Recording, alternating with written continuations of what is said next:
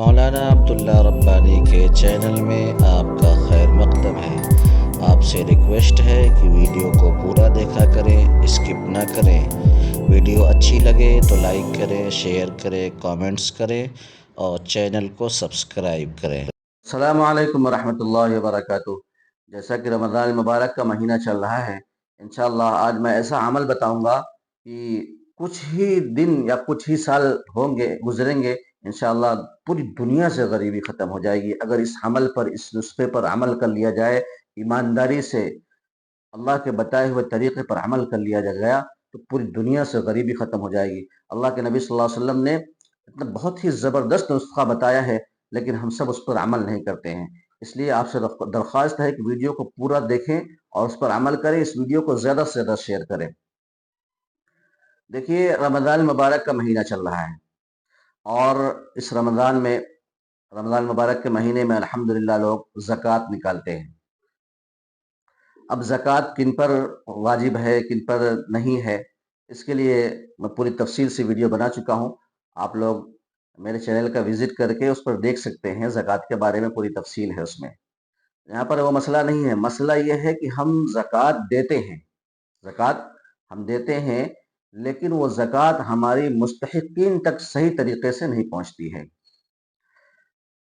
तो देखिए, ज़कात निकालना ज़रूरी है, ये एक अहम काम है, ये एक अलग मसला है कि ज़कात निकालना हम साहिब निसाब हैं, तो हमारे ऊपर ज़कात निकालना वाजिब हो गया। लेकिन ज़कात को सही जगह पहुँचाना ये भी हमारी ज़िम्मेदारी है।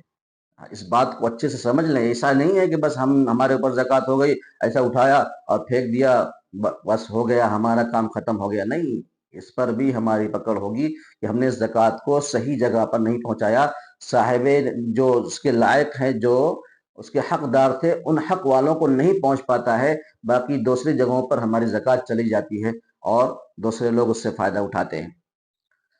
जैसे मिसाल के तौर पर हम ज़कात निकाल के रखते हैं। अब गरीब आया, जो माँगने वाले आते हैं, भिखारी जो आते हैं गरीब, अक्सर हम उनको ज़कात का पैसा दे देते हैं। इस बात को अच्छे से समझ लें कि उसमें से मैं जहाँ तक जानता हूँ, मैंने जहाँ तक सर्वे किया है, मैंने जहाँ तक पता लगाया है, उसमें से 90% ऐसे होते हैं जो खुद साहिब निसाब होते हैं। समझ रहे हैं बात को? 90% उसमें ऐसे गरीब होते हैं जो खुद साहिब निसाब होते हैं। मैंने खुद देखा है उनको, मुंबई में और दूसरी जगहों पर फ्लैट है उनके, बाकायदा उनके घरों में एसी लगी हुई है, जो मांगते हैं। और हमारे पास भी उतने नहीं होंगे जितना उनके पास होंगे, लेकिन उनका एक पेशा बन गया है, वो मांगते हैं और मैं ये नहीं कह रहा हूँ गरीबों को नहीं देना चाहिए, मैं ज़कात की बात कर रहा हूँ। ज़कात के मुस्तहिक अलग होते हैं, जो गरीब हैं, जो साहिब निसाब नहीं है, उनको ज़कात देना चाहिए। ठीक है? तो हम इस बात का बहुत ख्याल करें। अगर हम जानते हैं कि वो गरीब हकीकत में, जो मांगने वाला है वो हकीकत में गरीब है, तो हम उसको ज़कात का पैसा दे सकते हैं। अगर हमको ज़रा भी शक है, हम उसको ज़कात का पैसा ना दें, उसको सदक़े का पैसा दें हम। ज़कात का पैसा कहाँ देना चाहिए? सबसे पहले हम देखें कि हमारा भाई तो गरीब नहीं है। हम शर्म महसूस करते हैं ना, हम ज़रूरी नहीं है कि उसको हम बता के दें, देखो भाई हम ज़कात का पैसा आपको दे रहे हैं। देखिए, मेरा जो नुस्खा है, जो मैं बताने वाला हूँ गरीबी ख़त्म करने वाला, वो असल ये है कि एक गाँव है, उस गाँव में गरीब कितने होते हैं? अक्सर उसमें साहिब निसाब होते हैं। 2, 4, 10 घर गरीब होते हैं। अगर सब लोग ज़कात निकाल करके सबसे पहले अपने गांव में जो गरीब हैं उनकी गुर्बत ख़त्म करके उनको एक अच्छे मकाम पर सब लोग अपने ज़कात के पैसे को लगा करके उनको किसी बिजनेस करा दें, या उनके जो घर वगैरह नहीं हैं, घर बना दें, उनके रहने लायक घर बना दें, उनके बच्चे जो नहीं पढ़ पा रहे हैं उनके बच्चों के पढ़ने का इंतज़ाम कर दें। तो मेरे प्यारे बुजुर्ग और दोस्तों, इस तरीके पर अमल करेंगे, तो अगर हमने 2 साल, 1 साल भी इस तरीके पर अमल कर लिया, तो हमारे पूरे गांव से गुर्बत खत्म हो जाएगी। अब हमने इस तरीके पर अमल करके उस गरीब को भी साहिब निसाब बना दिया। अब वो भी इंशाअल्लाह अगले साल से ज़कात देने वाला बन जाएगा। हमारे नबी सल्लल्लाहु अलैहि वसल्लम ने ज़कात, अल्लाह तबारक व तआला ने ज़कात का जो सिस्टम बनाया है वो इसीलिए बनाया है ताकि गुर्बत ख़त्म हो जाए। लेकिन मसला ये है कि हम जो है सही तरीके से ज़कात निकालते नहीं।